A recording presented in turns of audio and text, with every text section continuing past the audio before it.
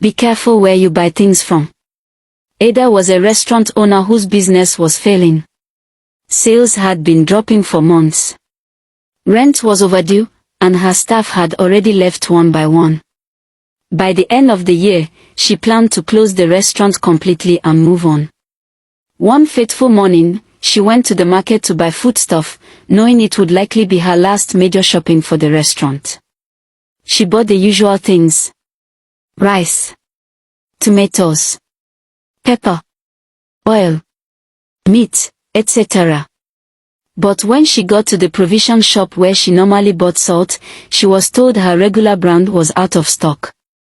She walked into another shop nearby and asked for salt. She noticed the woman attending the shop was old and weak.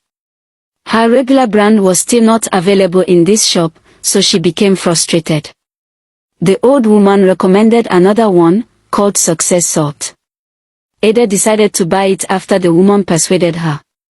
Salt was salt. Later that day, she used it while cooking food to sell. After cooking, she packed it and headed to the restaurant. Customers came slowly as usual.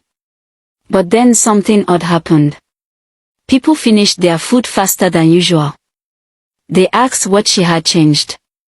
They said the food tasted sweeter, even though Ada knew she had not added anything new. By the end of the day, Ada sold out faster than she ever had. She didn't understand what was happening, so she just assumed it was coincidence. She used the salt again the next day. And the next. The same reaction followed each time. Within weeks, our restaurant became one of the busiest in the area. People queued patiently. New customers came on recommendation alone. Ada's profit rose sharply. She expanded and hired more help. She rented a larger space, then moved into a better apartment.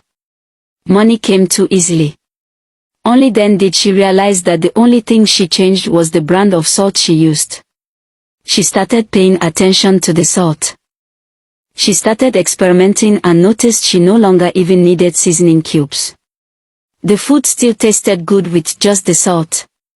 She began to measure the salt carefully, aware that it was soon finishing. Ready to order 500 cartons of the salt, she searched for the brand online. But nothing showed. There was no salt brand called Success Salt anywhere. She was confused but did not panic. She assumed the company was probably just a local brand with no online presence. She ran to the provision shop.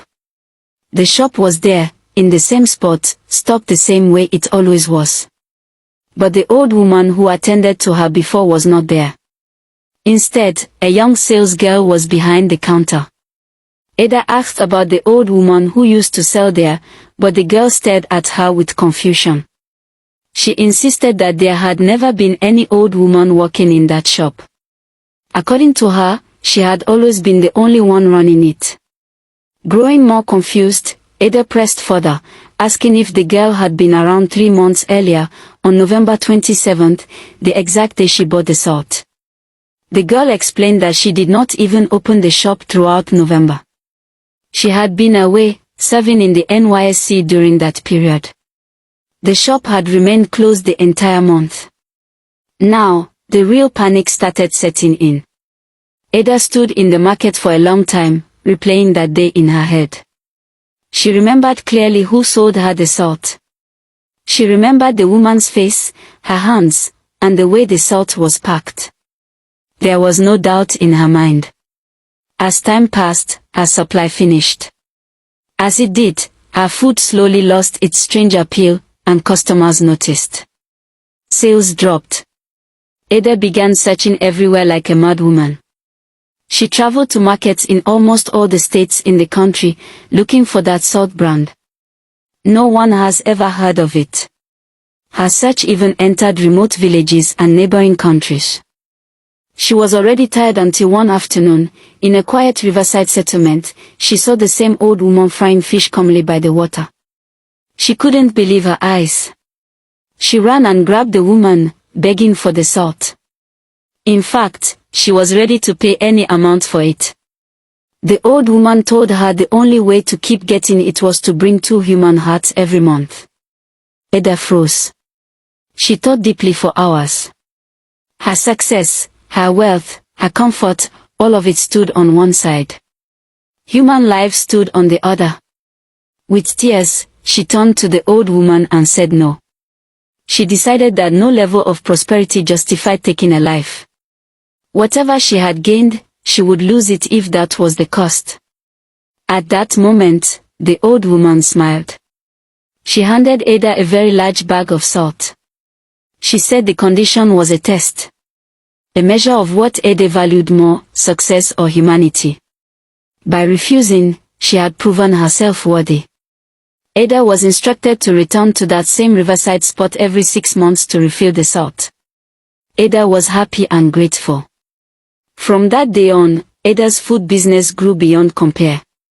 She began selling spices. Her name became known far outside her country.